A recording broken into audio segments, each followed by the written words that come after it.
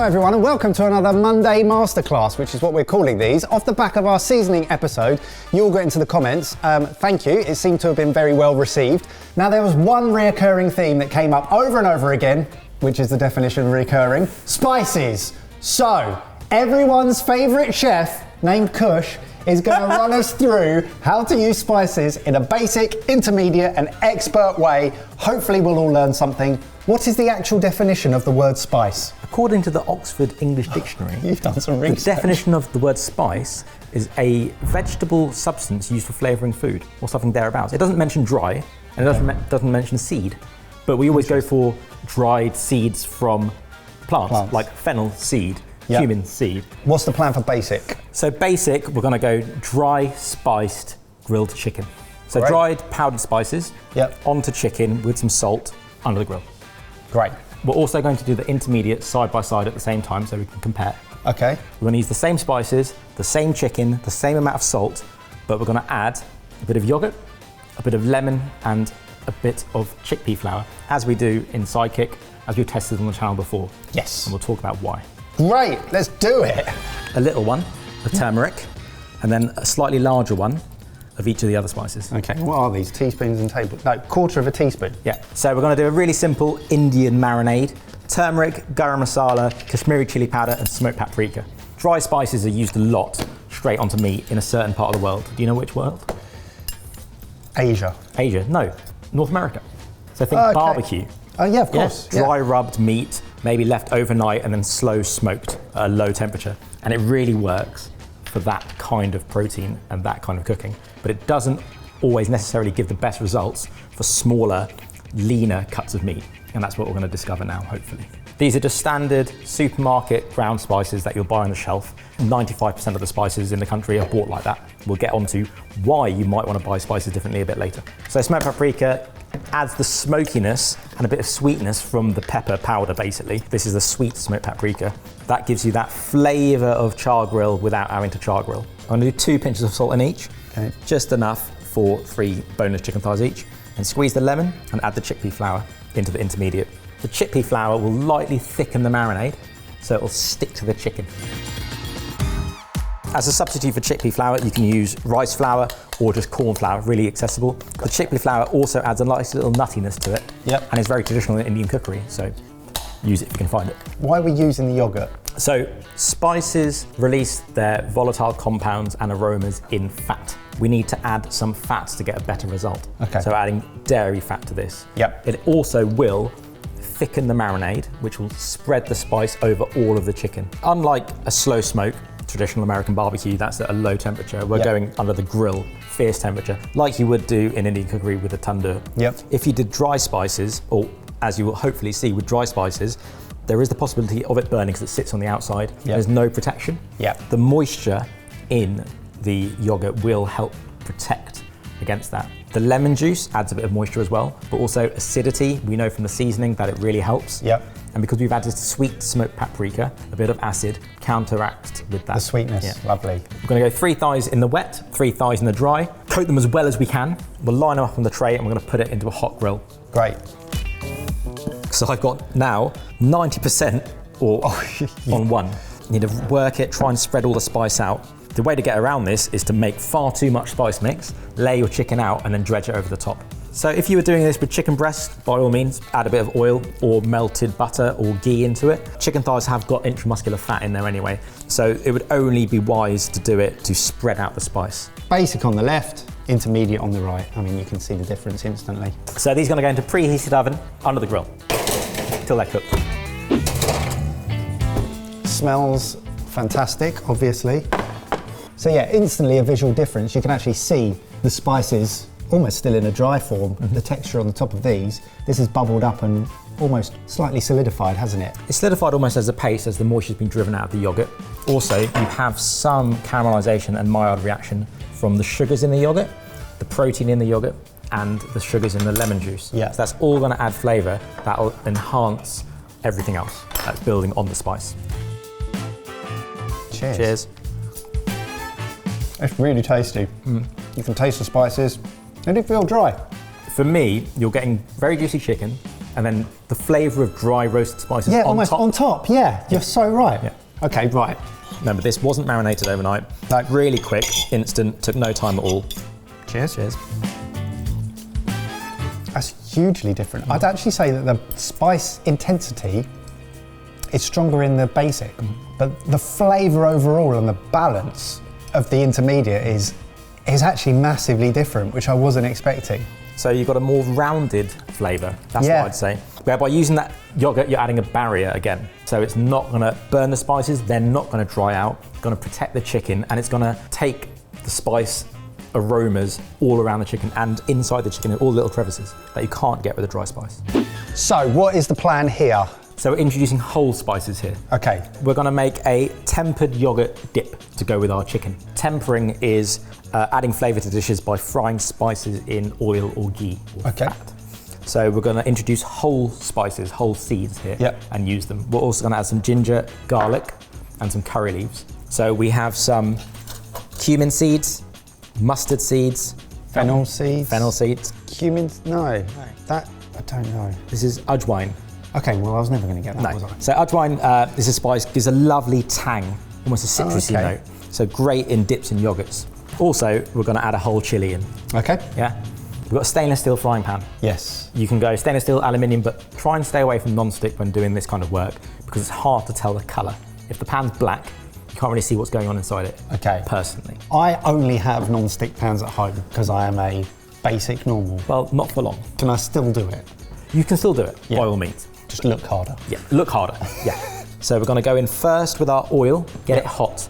Then we're gonna go whole spices, let them crackle and pop. That means that they're releasing their oils and popping and opening up almost. Okay. We're gonna go in with curry leaves and fry those to get that aroma out, pull it off the heat, add our ginger, garlic and chili and just cook it gently. Once that's all cooked out and you can smell it, then we're just gonna literally put in the powdered spices into the warm pan, not the hot pan. You don't need to fry them off. Gotcha. How much oil are you using? 3 tablespoons Okay. for 400 grams of thick Greek yogurt. And you're on a medium heat, medium high? I am on 5 out of 9. Okay. So a medium heat, not too hot. If it's too hot, you're gonna have to put things in so quickly you'll end up burning something. Gotcha. Okay? Half a teaspoon of mustard seeds, cumin seeds, fennel seeds, and ajwain. Instantly You see them bubbling and popping. So it's off the heat, it's in the pan, it's giving it a swell. You don't want to cook this over too fast a heat. You can start to smell the fennel if I waft it towards you. Yeah. Yeah? We're gonna go in with our curry leaves now. Instantly, because there's so much moisture in there, they're gonna sizzle and spit, and that aroma is gonna come out. Go in with our slit green chili. Yep. We're looking for that aroma, not too much killer heat. And it's what you're doing here, basically drawing out the flavours of the spices into the oil and essentially flavouring the oil as well. Yeah, so you're flavouring the oil, so you could strain this off if you didn't want to have any bits in your yogurt, but because it's going to go with tandoori chicken, it can be quite robust. Yep. You don't have to worry about crunching down on these seeds. The seeds have been softened and toasted and cooked, so if biting down into these small seeds, by all means, eat them. Yep. If we were doing something with larger seeds, such as cardamom, cloves, peppercorns, you don't want to chomp down on one of Okay. those, because that will nuke your palate. Yep. And now, back over the heat, we've instantly cooled the oil down by putting cold ginger and garlic into it, so there's less chance of anything in there burning. We're gonna cook this out till the garlic starts to stick to the pan and starts to go light yellow in colour. Okay. Not golden, we don't want it golden brown, so back off the heat, scrape the pan, back over the heat. It's all about heat regulation when it comes to spices. Now that the garlic is starting to go golden on the bottom of the pan, I'm gonna turn the heat right down, okay? Almost off. It's a very thick based pan. A really low heat, it'll still carry on cooking. Yep. If you've got a really thin pan, keep it on a medium heat. Probably 5 to 6 minutes, scraping the bottom till it starts to look yellow and golden. As you can see, I'm smushing down with the back of the spatula to make sure that I'm cooking out all that garlic. All the areas. Yep. So that's really died down now. I've pulled it off. We're now going to go in with our powders. Okay. Some of them been roasted beforehand. Think about the process of making a chili powder. Fresh chili, dried in the sun, all that flavour's being built up, then it's roasted, powdered, Interesting. sifted, so it's gone through all that process. All we're going to do now is just warm it up. Okay. Little bit chili powder, tiny bit of coriander, tiny bit of Gar Masala, and a tiny bit of smoky pea, smoked paprika again. That you used turmeric, you called it coriander. and a tiny bit of ground coriander. I meant turmeric. And just going to give this a stir on the lowest heat. That's all you need to do. This doesn't need a fierce heat. And this is the biggest problem you see with people using ground spices. They go into hot oil and you're instantly burning the spices. It's so fine, the powder. Think of the amount of heat energy going into all those fine little granules. They're going to burn. They're going to burn. And it'll just taste bitter. And if you put that into the base of anything, you've ruined the dish. And this could go into coconut yogurt. Yep. This could go into a big pot of butter, whip it together, and you've got a tandoori garlic butter, right? That on some bread, some cheese, some fresh chopped chilies, and some coriander. You've got chili cheese toast. Yeah, so many ways this could go. Yeah. And again, this is one way of doing a spice mix, but the method, it should always be the same in that order. Yep. You could go any cuisine in the world with this. Brilliant. I've added some salt and some sugar. Salt for seasoning, sugar for seasoning. Sugar will go really well with the heat and all the spices. So I'm going to whisk this together. Should get a yellowy, orangey hue from the turmeric. And This is going to taste incredible. So this is a lovely thick, I've used really thick Greek yogurt for this, not Indian style natural yogurt. Yep. Be very thin. I want a really thick, vibrant, punchy dip. Cheers. Cheers. Oh my goodness. Oh my goodness. Wow, that tastes of everything. But it tastes so toasty. You can taste the toasted aspects of the spices as well as all of the other flavour they bring. And as you bite through all the spices, you might get a pop of fennel here, some cumin here, some mustard here, some ajwain there. That's why I like keeping these small whole toasted spices in it. Yep, I can't believe we still have an expert segment to go. Well, that's teaching you, hopefully, how to temper spices. That can go into the bases of curries, dals, yogurts, dips. Now we're going to go to one of my favourite things to do, make tandoori chicken at home when it's normally raining. Great. Okay. What we're focusing on today is spices. Yep. So we can all buy spices at the supermarket if we have a large supermarket near us. Even the small ones around the corner have a few. Yep. Those will traditionally be powdered already in a large factory somewhere, and they might have been powdered ages ago and stored incorrectly. Okay. You're then going to take them home, spend a weekend making a marinade to feed to your loved ones. And you're going to basically feed them something that's okay. If you want to really go to town, find fresh spices, and for that, go find a shop that sells good spices. How do I know that they are also proper, like they're high quality? So go to a shop or where, it's a cuisine focused shop, let's say that. Yeah, okay. So you want to make Indian food? When you're picking up your chicken, go to your local Indian shop. The Indians won't be buying crappy spices from an Indian shop, will they? Okay. And also, if they have more than one of each spice on the shelf, if they've got 3 different brands of 100-gram packets of coriander seeds, it's for a reason. So I've picked up generic UK available brands of Indian spices from an Indian shop. 100-gram bags of spices. So we've got the ajwain, cloves, black pepper, rose petals. Intrinsic in Middle Eastern cookery and North Indian cookery. Mace. Wow. Which is the outside of a nutmeg. You wouldn't really associate it with Indian food, but it's prevalent in there. Whole Kashmiri chilies. So we have the powder, and that comes from these. They look absolutely scorching hot, don't they? Yeah. But they're not. Really flavoursome. That's what they look like whole. Whole cumin seeds, or jeera. Ground coriander, which is a powdered spice, but used as a powder more than a whole spice in Indian food. So you get a lot of these. But again, if it's a powdered spice in one of these packets from an Indian shop, it means that they're going a higher turnover, so it should be fresher. Then we've got black cardamom and cinnamon sticks, or cassia bark. And we're going to make our own Gar Masala, which is the core of lots of Punjabi North Indian cookery and one of the main ingredients in tandoori chicken. This is my recipe that's been adapted from Atul's recipe from Benares, but I've added in a few different things, such as a bit of mace, because I like it. The stone flower we've had on the show we've had that, Bay leaves, big ones. These are Indian bay leaves.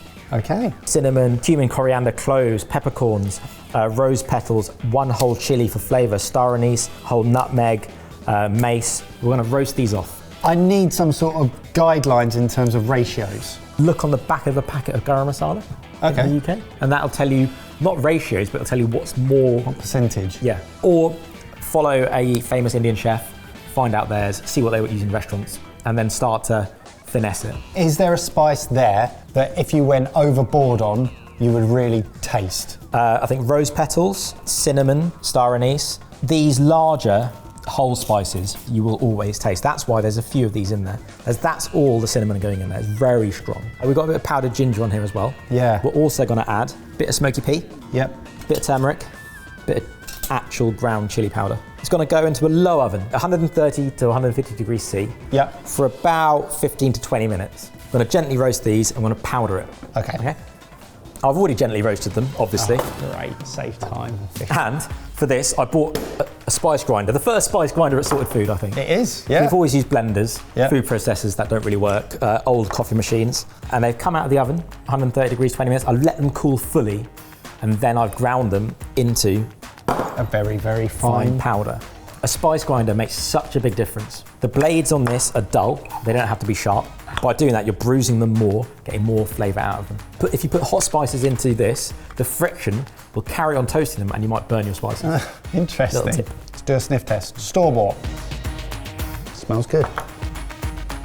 Oh, it smells, again, maybe less intense, but like there's 1,000 more things going on. I've got a question. Yeah. When opening a bag or a jar of powdered spice, Yeah. how long before it starts going off? Does it go off? Am I looking to replenish unused things after a couple of months? I would say if you're cooking, let's say along with Sidekick, Yeah. or in the UK, Plug. you don't want to throw them away, No. but you want to get through them. I store them here in little, inexpensive, Airtight. won't break tubs that you can take the lid off and on, easy to wash as well. Or you get one of these little masala dubbers Yeah. if you're cooking with spices every day. Yep. We've got my cheated tandoori chicken marinade for cooking it in a domestic home oven. So quite traditional stuff, except for some cheese. We have ginger, garlic. Padano. It is guarana padano. Great, we're using it. So we've got ginger, garlic, lemon juice, green chilies, coriander, yogurt, garam masala, a bit more turmeric and chili powder, a bit more smoky pea, and curry leaves. All of this together goes into a blender, Yep. turns into a paste. Look at the thickness of it. It's not moving. No, so there's no chickpea powder here because we've leveled it up again. We've taken said chickpea flour and cooked it in ghee. How much chickpea flour and how much ghee did you use? Eyeballed it, probably about 2 chickpea to 1 ghee. You can use oil. Yep. And I've put that over a low to medium heat and cooked it till it's gone nutty golden brown. It cooks out the actual starch. It adds a level of nuttiness to it, and you're adding another layer of fat into the marinade. With the ghee, With okay. the ghee. So that's gone in as well. It's for flavour, but also thickening. Okay. 95% of the flavour is the marinade, Yep. right? So you want to eat the marinade. Yep. If you don't thicken the marinade, it doesn't cling or coat. You can't get a nice thick coating on your chicken. It won't protect the chicken as much when it's cooking. It won't give a crust to the chicken, a little bit more texture. Yep. And you won't be able to, every mouthful won't have as much flavour in it. So portioned up chicken, I've taken the skin off. We're going to do 2 chickens, same marinade, same oven, same everything. I'm going to test the difference. But what we're going to do is we're going to cut one chicken really deep scores to get the marinade into the meat. Okay. Right? So we've got our crown, it's still on the bone. Yep. I'm going to score all the way through. So you're going quite deep, aren't you? I'm going down to the bone and I'm going about 2 centimetres or half an inch apart. And I'm going to do the same with the thighs and the drumsticks and the wings. This will also allow the heat to penetrate into the meat a touch quicker. On the thigh, just across the top.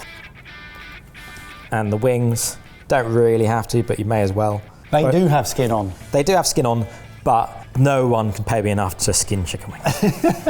So I'm going to put half the marinade on your tray. I'm going to take half the marinade on my tray. Just coating as usual. Coating as usual. Can I ask you about the inclusion of cheese in this marinade? Cheese is used in Indian cookery and marinade. Traditionally cream cheese or malai. So malai Yes. tikka, the white pieces of grilled chicken that you get. So that's adding another type of dairy and a bit of flavour. I made this recipe up when we had lockdown. I was locked in a little apartment. I only had an electric oven and I wanted to eat tandoori chicken. Yep. So how can I get more flavour, more texture, more colour into my chicken? So I took 2 cheeses, cheddar and hard Italian Grana Padano, and added it to the marinade. They add salt, umami, fat and protein. So my tray's empty, one hand, you've got loads all over your fingers because the chicken can't absorb all the marinade. Yeah, I've rubbed it a lot. You've rubbed it a lot, but all of mine's got into these lovely cracks. Yeah. Yeah. These are now gonna go into a hot oven, 220 degrees C, laid out flat on a tray till they're cooked. But I've already done that for you. So now we can start eating. Excellent. Oh. So this is scored and unscored. Yep. Now, in terms of like coating, crust and colour, very similar. Yep. Start with the control, expert, unscored. Unscored drumstick. Cheers. Oh my goodness. The crust is awesome. The char. So it's a mixture of the cheese and the roux. Scored drumstick. Okay. You do get more of it. It's actually just far more of a pleasant eating experience. So because it's gone into the meat, you're getting flavour throughout. I think the biggest difference will be with the breast. Unscored breast, this has been marinating overnight. Okay. The marinade hasn't penetrated at all. There's no colour inside. Okay, cheers. Yeah, nice. I mean, it tastes fantastic and it's cooked really well. So you're going to do the same cut. It just looks so cool. Instantly you can see the marinade pretty much all the way through. Yep. Okay? Cheers. Cheers. We'll just get more of it. Yeah. So all the work's gone into the marinade, all those spices, so you're getting more of it in every mouthful because you've scored a word down. Absolutely. Makes sense. Yeah. Simple little tip. Easy, yeah, but worthwhile, definitely. And if your tandoori chicken or your spice blend or a restaurant ever comes out bright red, they have used food colouring. Oh, really? No word of it. Yeah. We've used Kashmiri chili powder, which is the reddest of red chilies. Can't get more than that. So if it's looking almost like luminous, tango, luminous and bright pink, it's food colouring. All of these deep roasted flavours benefit from a bit of zing. So you'd always serve tandoori food with fresh cut lime, little onion salad, maybe some cucumber as well. Oh, so just fresh light flavours. Yeah.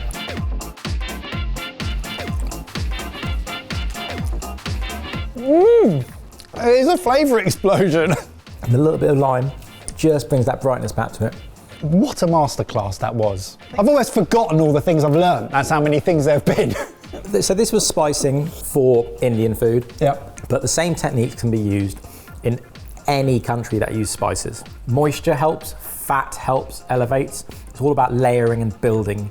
And the order in which you do things. And the order in which you do things. Well, guys, I don't know what you felt, but I absolutely love that. Let us know down in the comments below how you found that. I thought it was amazing. You can watch our other seasoning masterclass video here. And if you liked this, please give the video a like and we'll make another one with the most popular theme in the comments. Go.